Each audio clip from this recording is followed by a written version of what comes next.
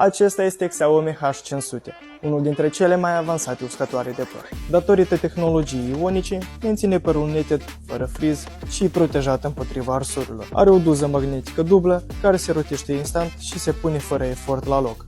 Are un flux de aer puternic, dar controlat, ca la fenurile profesionale, iar la spate are protecție antipăr, ca să nu-ți prindă firele atunci când îl folosești. Dacă dorești și tu un fen performant, ne găsești pe strada Columna 153, iar prețul lasă în descriere.